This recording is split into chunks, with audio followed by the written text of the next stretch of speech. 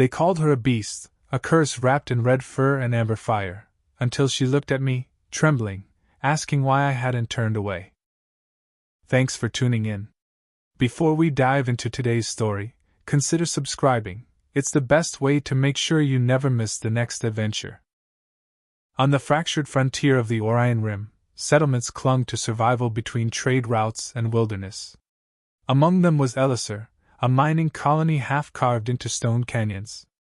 It was here that a girl was whispered about in every tavern, her name twisted into slurs: fox beast, cursed, abomination. Few had seen her, fewer still dared to speak to her.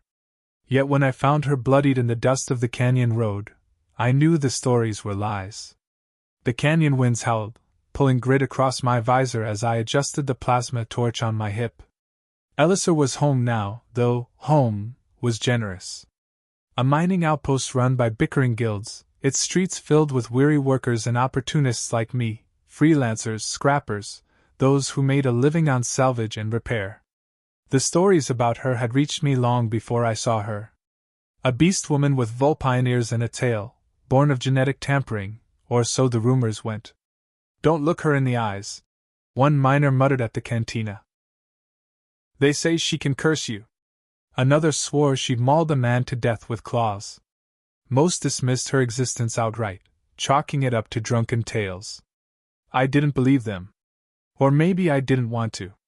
The galaxy was full of engineered beings, consorts, soldiers, hybrids built for war and abandoned when peace treaties made them inconvenient.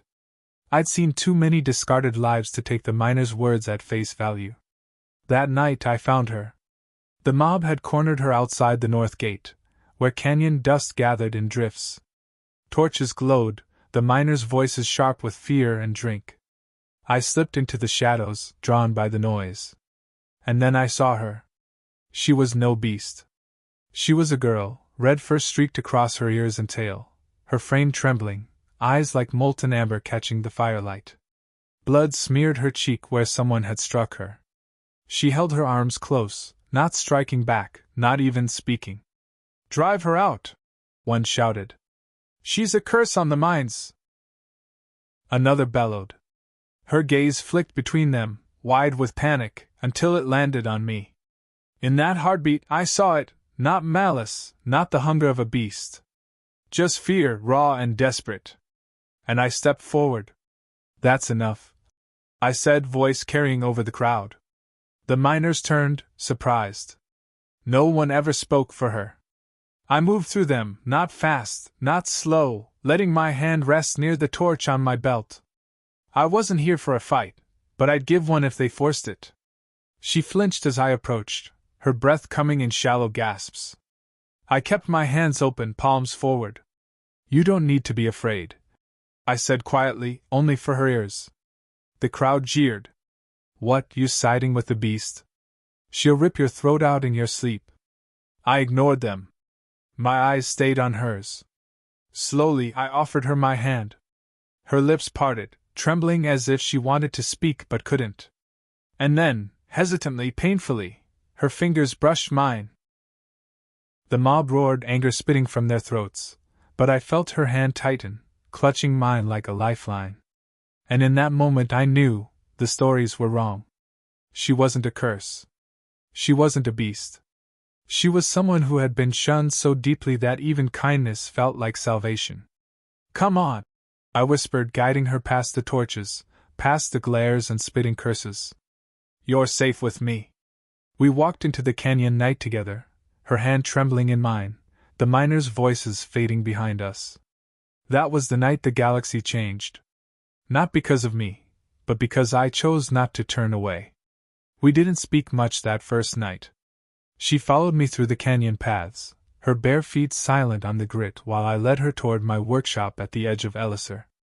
Every so often, I'd glance back and see her eyes flick nervously to the shadows, ears twitching at every echo of the wind. The workshop wasn't much. A prefab shack patched with salvage, half buried against the canyon wall. Inside, it smelled of metal, oil, and the faint burn of plasma from my tools. I pushed open the door, letting the low amber lights flicker on, and stepped aside for her. She hesitated, staring at me like I might suddenly reveal the trap. Her tail curled tight against her legs, protective. "It's safe," I told her gently. "No one's going to come here without me knowing." For a moment, she just stood there, trembling. Then she stepped across the threshold, shoulders stiff, and I shut the door behind her. Her eyes darted everywhere: my cluttered workbench, the shelves of broken drones, the hammock strung in the corner. Finally, her gaze landed back on me. She opened her mouth, but no words came out. "You don't have to talk," I said, setting my torch on the bench. "Not yet."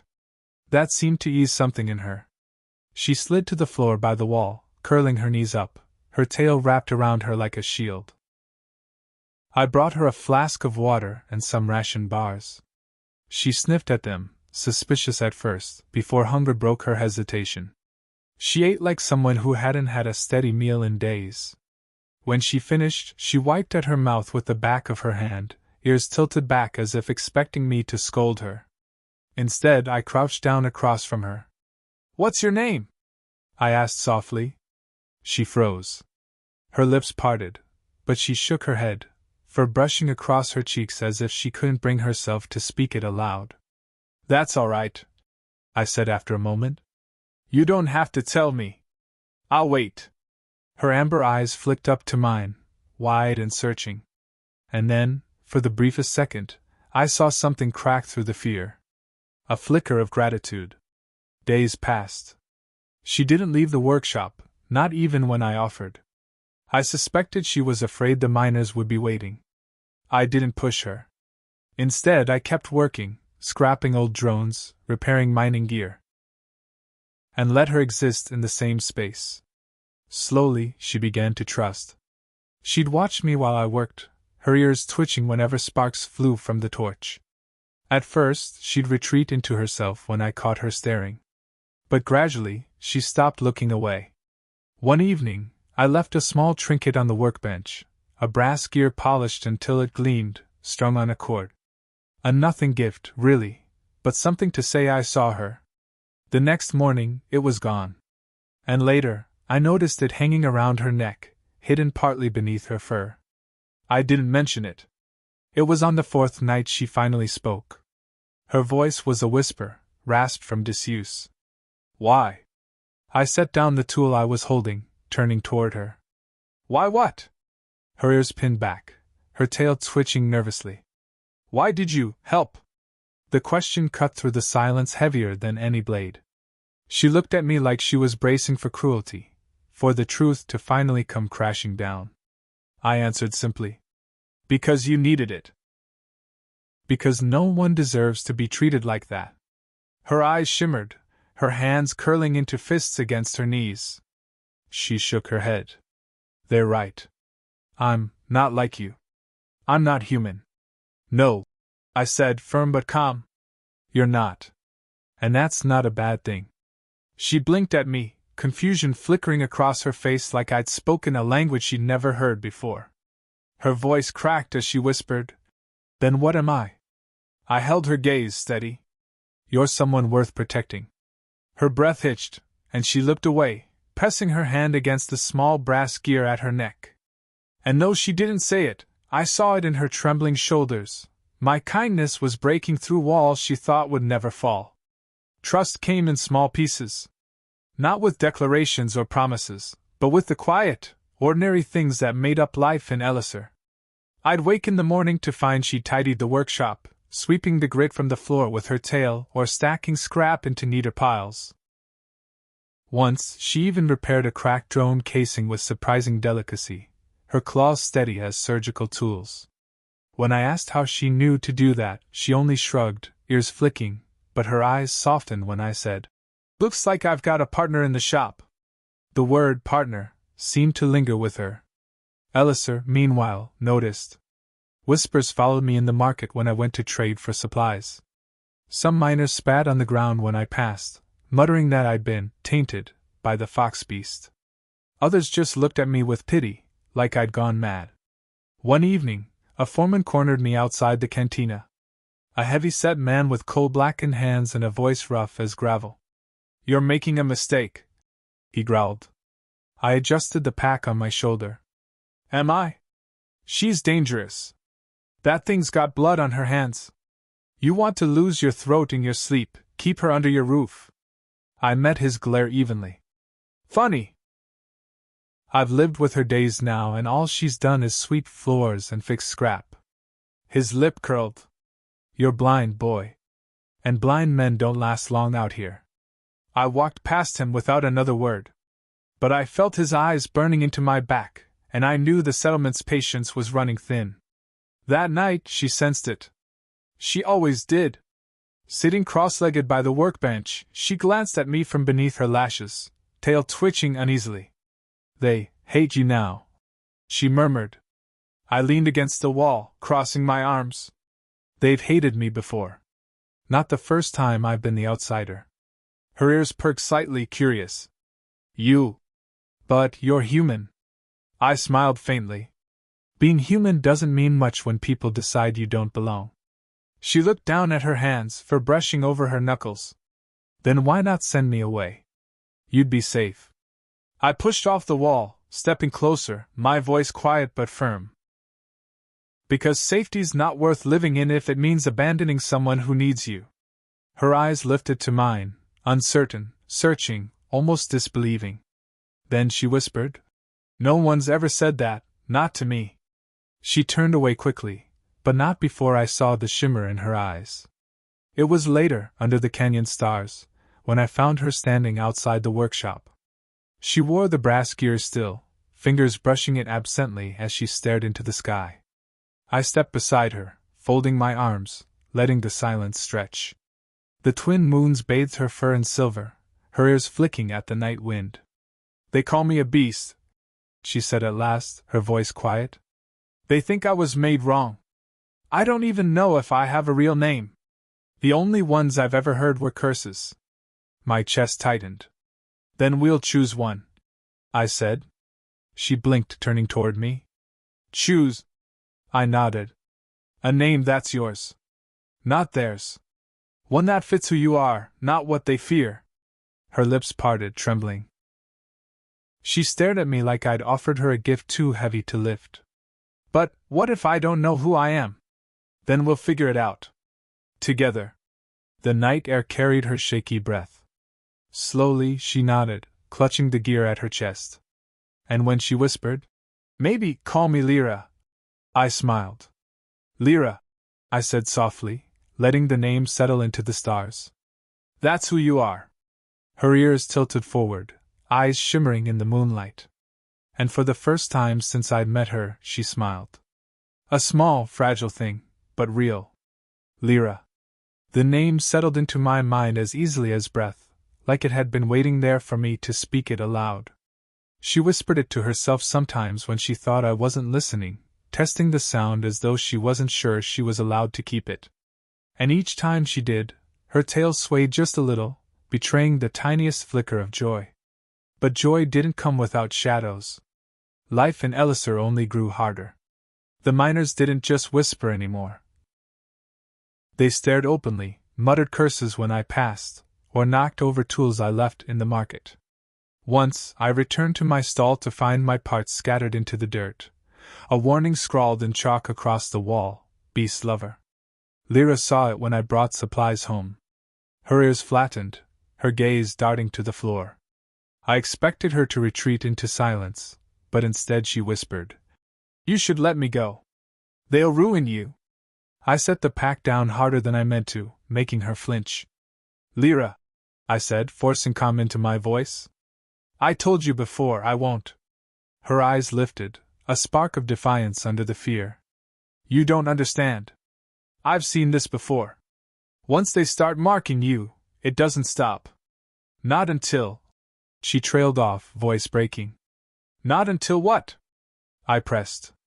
She shook her head, wrapping her arms around herself. Not until someone bleeds. I crossed the room, crouched in front of her, and took her trembling hands in mine. Then let it be me before you. Her amber eyes burned into mine, searching, desperate to find a lie. But there was none. Slowly, her fingers tightened on mine, claws careful not to scratch. That night, she didn't curl against the wall to sleep. She slipped into the hammock with me, tentative at first, her tail brushing against my side like a question. I didn't move away. Instead, I shifted just enough to give her space, until I felt her weight lean into me.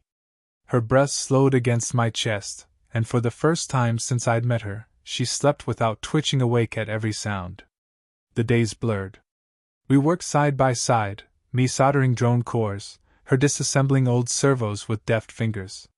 She rarely spoke, but the silences between us no longer felt hollow. I learned the rhythm of her movements, the way her ears perked when she was curious, or twitched when she was trying to hide amusement. One afternoon, I caught her humming softly while she worked. It was a tune unlike any I'd heard. Strange, lilting, almost mournful. "Where'd you learn that?" I asked. She froze, claws pausing mid-screw. "I don't know. It's just always been in my head." I leaned back, studying her. "Then it's yours. A song that belongs to Lyra." Her lips parted in surprise, then curved into the faintest smile.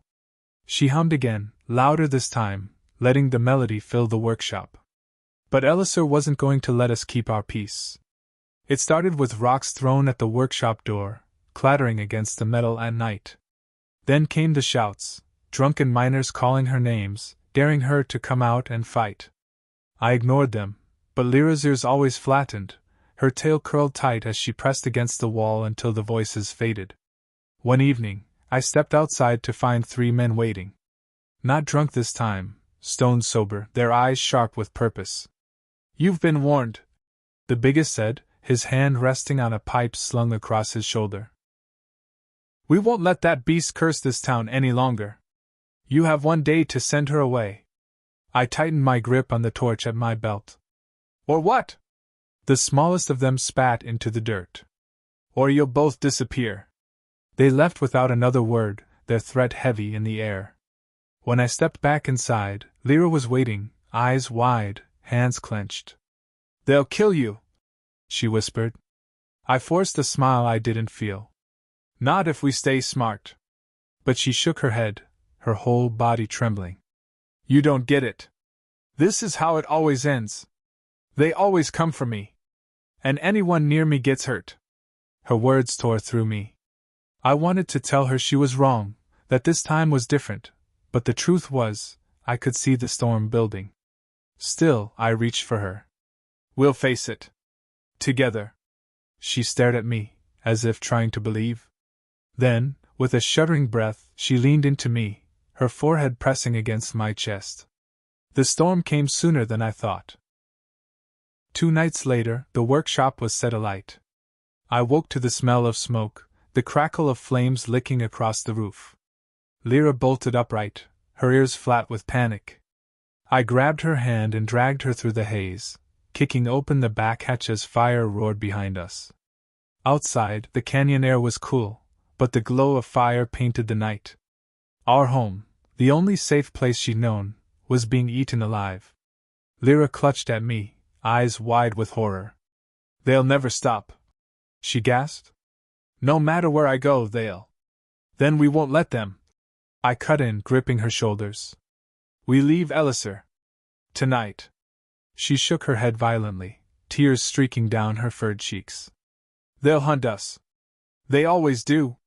"Then let them hunt me too," I said, my voice hard. "Because I'm not letting you face it alone." She stared at me, trembling. And then, slowly, painfully, she nodded. We ran. Through canyon shadows, away from the settlement's glow, carrying nothing but what we could strap to our backs. Lyra kept glancing over her shoulder, expecting the mob to appear, but I kept us moving.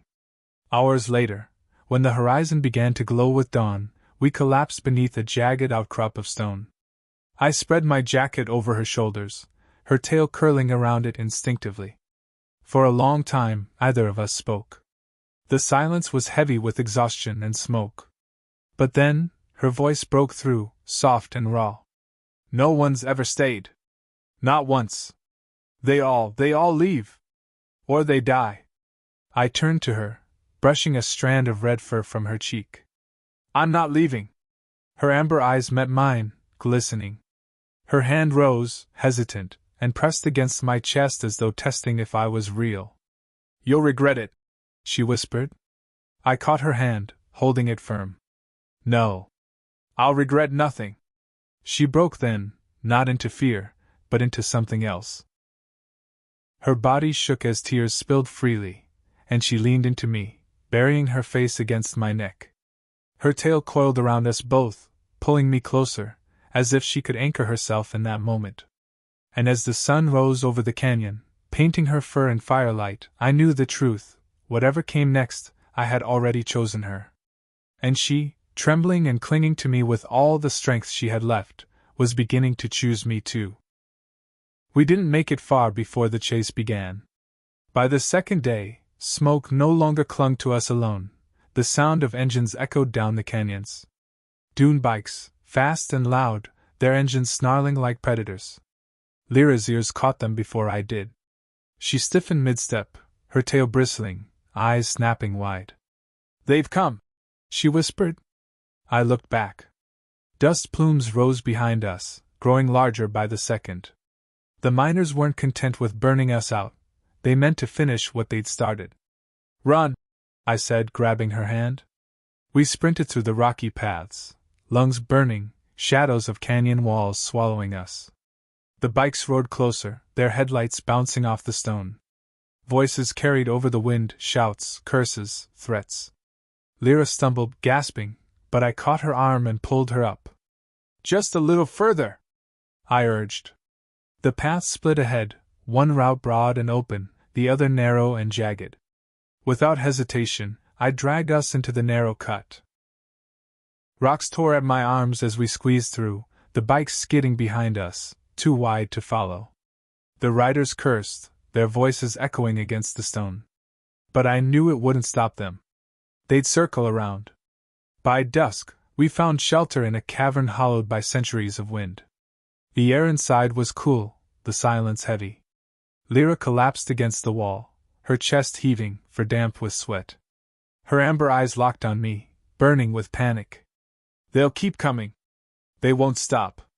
I knelt beside her, brushing ash and grit from her cheek. "Then neither will we. If we keep moving through the canyon trails, they'll wear themselves out before we do."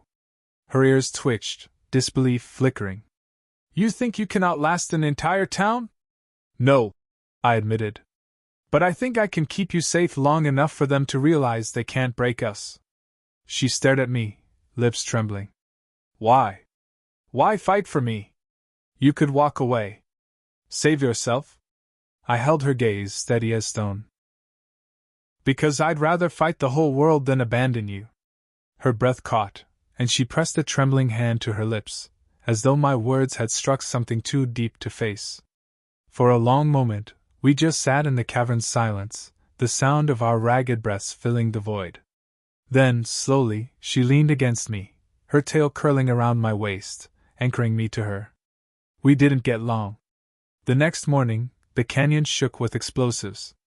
Rocks crumbled as the miners blasted a section of wall, collapsing the narrow trails we'd used to escape.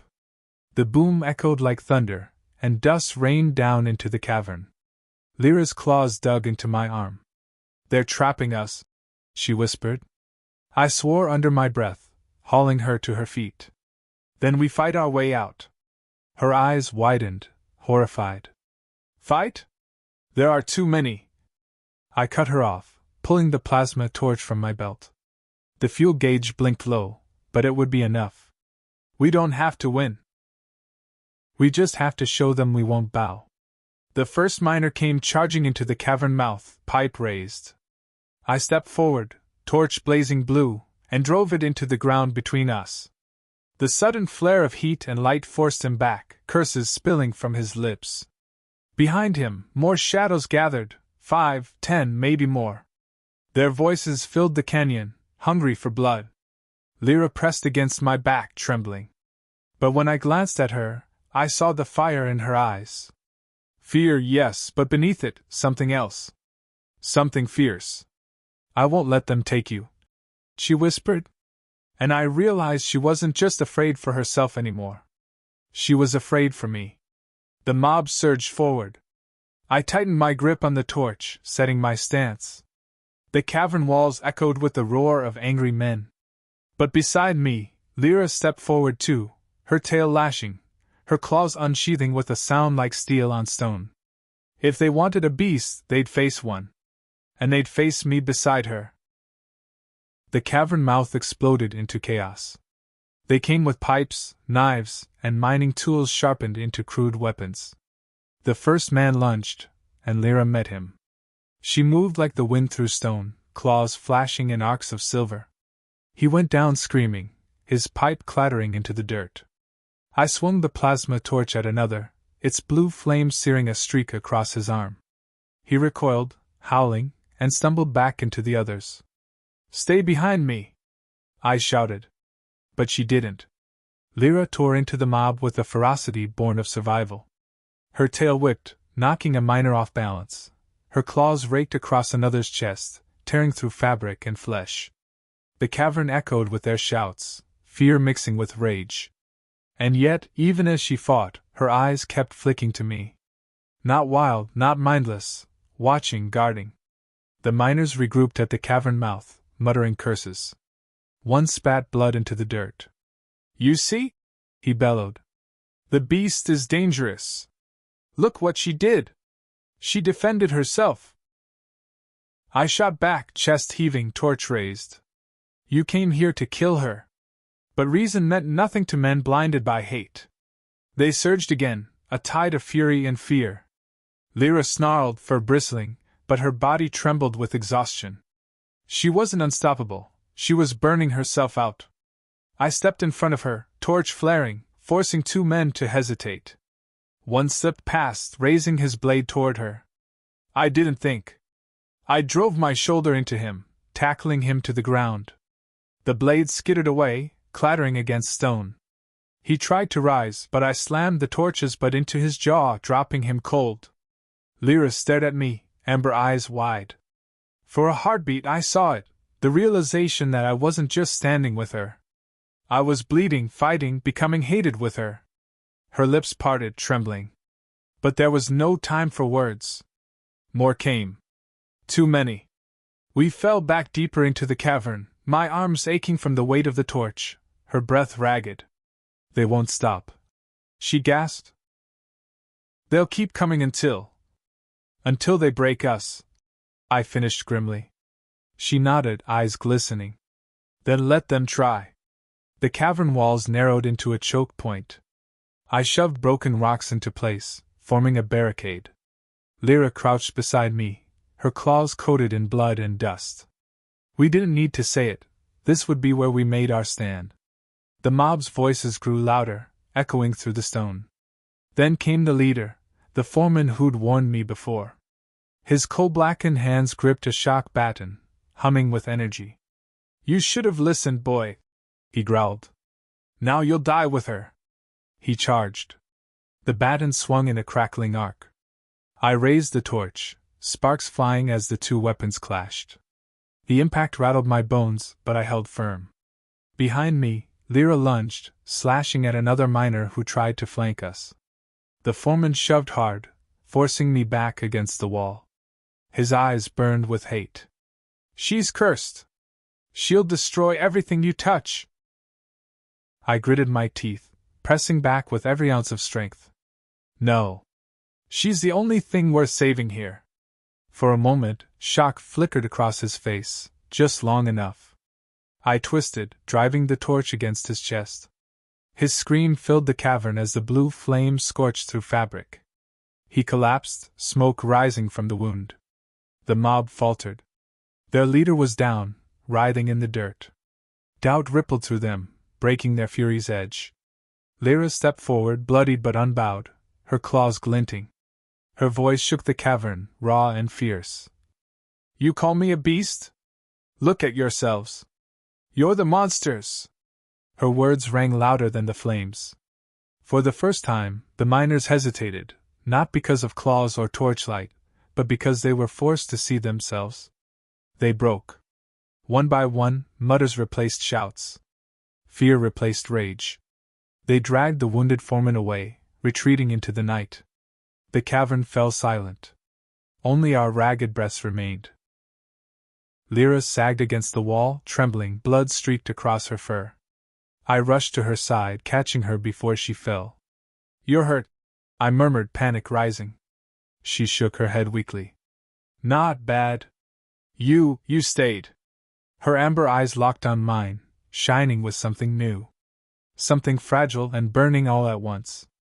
"I told you I would," I whispered. Her hand rose, claws trembling as she touched my face. "You're not afraid of me, even now?" "Afraid?" I said, my voice breaking. "No. Proud." Her lips parted, a soft gasp escaping. Then, with a shuddering breath, she leaned forward, pressing her forehead to mine. The cavern was silent but for our breaths, our wounds, our hearts pounding in the aftermath.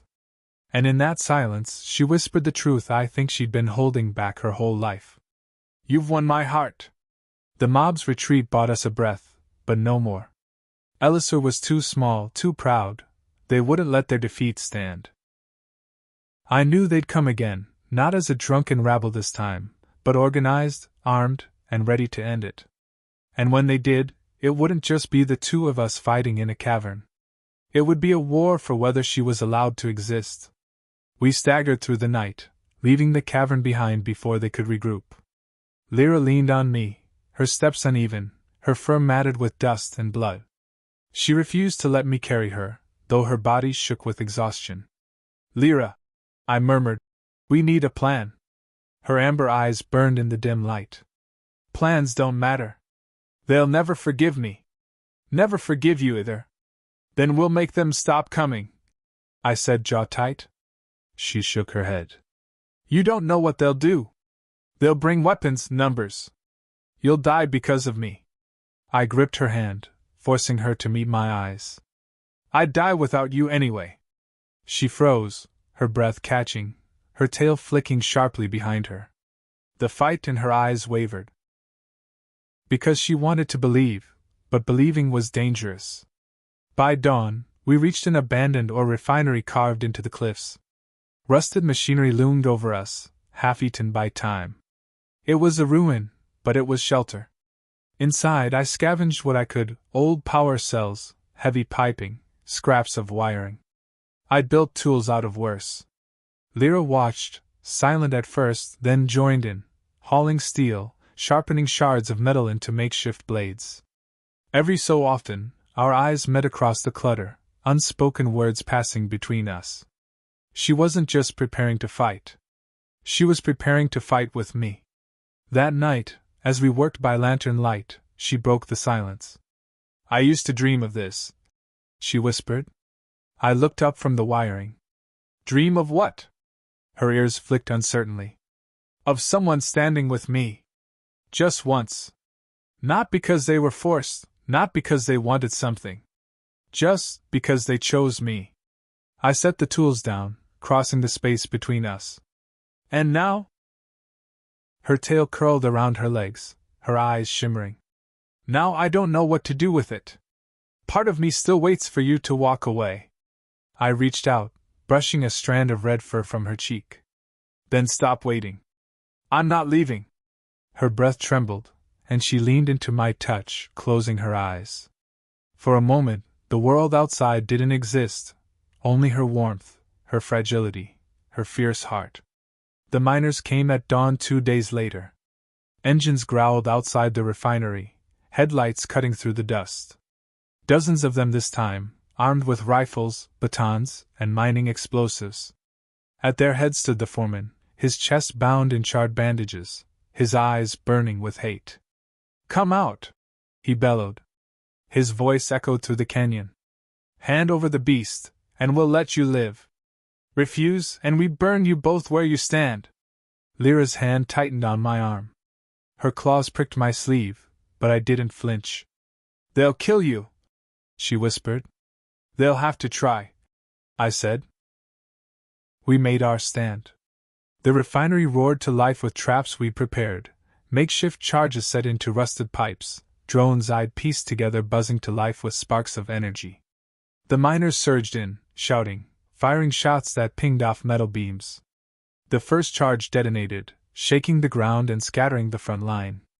Lyra moved like fire through the smoke, her claws flashing, her tail striking with whip-like precision. I covered her with the torch and a stolen rifle, firing into the chaos.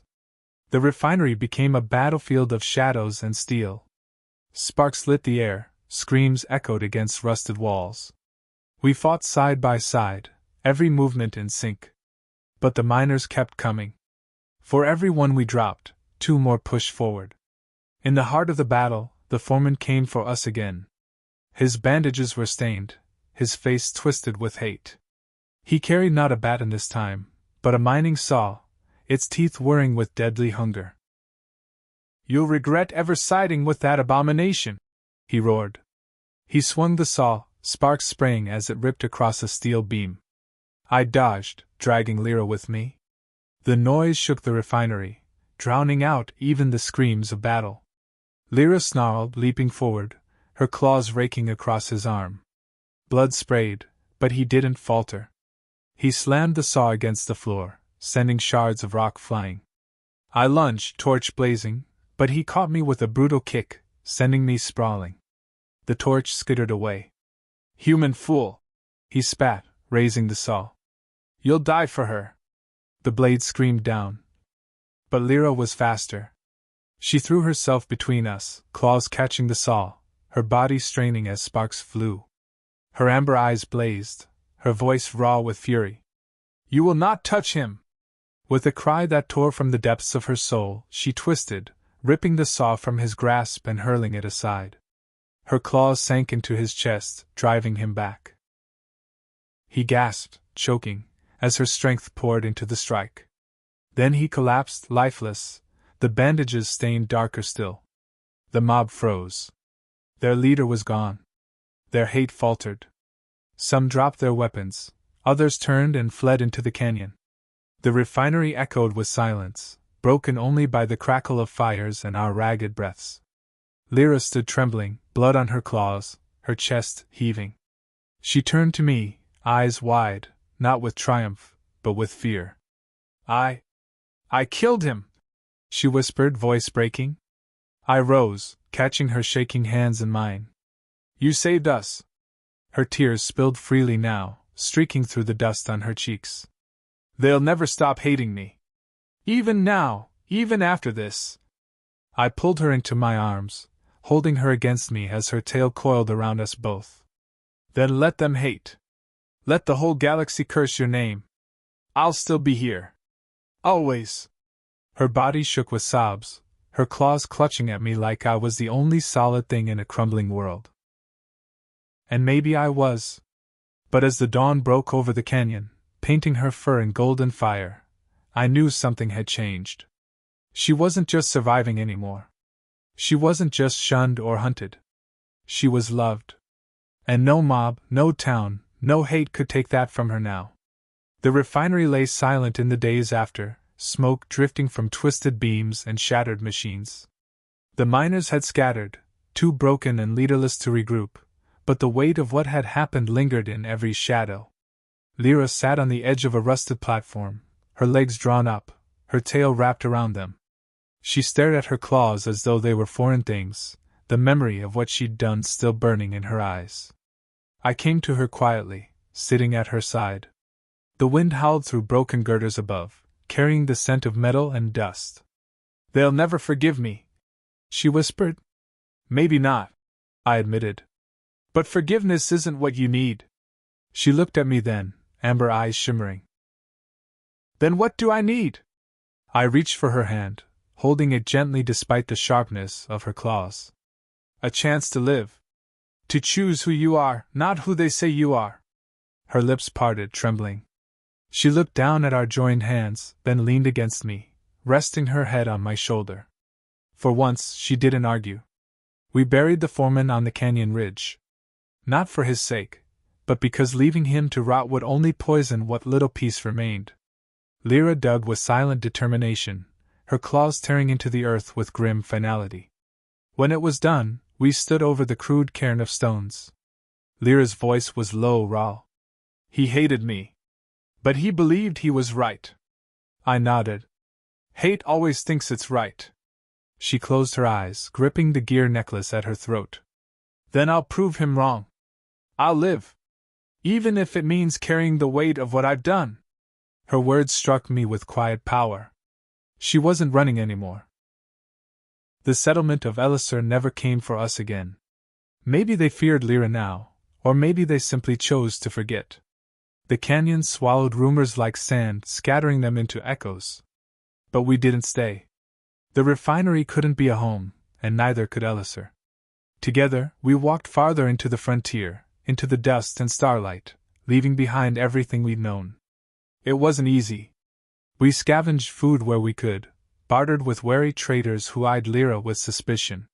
Sometimes we faced silence, sometimes outright rejection. But each time, I stepped forward first, standing between their fear and her. And each time, her hand found mine, tighter than before. One night, beneath a sky wide with stars, Lyra curled beside me by the fire. Her fur glowed in the light, her eyes catching the constellations above. "Do you regret it?" she asked softly. "Regret what?" "Choosing me. Leaving everything behind." I studied her face. The scars of fear slowly fading, the strength that had grown in their place. "No. I regret every moment it took me to find you. But not this. Never this." Her breath caught, and she buried her face against my chest. Her tail wrapped around me, holding me close as though afraid I'd vanish with the dawn. "You've given me more than anyone ever has," she whispered. "A name. A choice. A heart that isn't afraid of mine." I held her tighter, letting the fire crackle between us. "And you've given me something I never thought I'd have again." She lifted her head, curious. "What's that?" "Someone worth fighting for." Her smile bloomed, fragile but radiant, as if it had been waiting her entire life to be born. We kept moving, settlement to settlement, never settling too long. Sometimes we found kindness, more often suspicion, but there were moments, rare and precious, when people saw her not as a beast, but as Lyra. And each time, her smile grew a little steadier. One evening, a child in a trade post reached out to touch her tail. Lyra froze, expecting recoil or screams. But the child only laughed, innocent and fearless. The mother gasped, pulling the child back, but I saw something change in Lyra's eyes. Hope, cautious and trembling, like a flame struggling against wind. Later that night she whispered, "Maybe one day, they won't all hate me."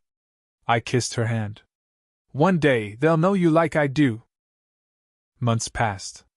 The frontier stretched wide, but no longer felt empty.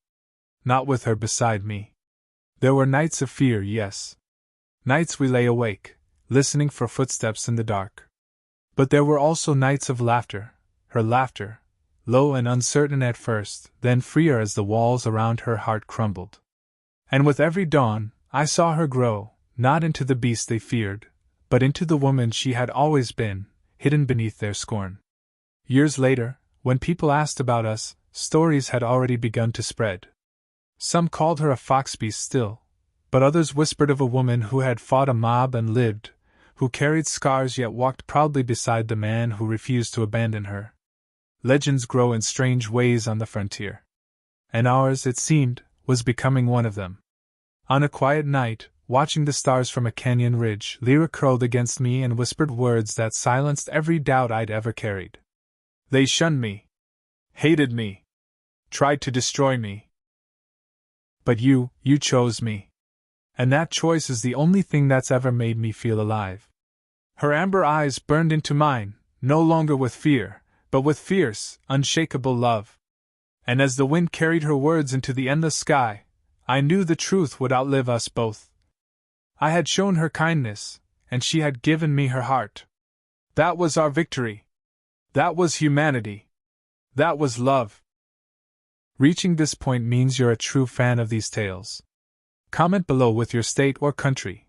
I'd love to see where our community is listening from.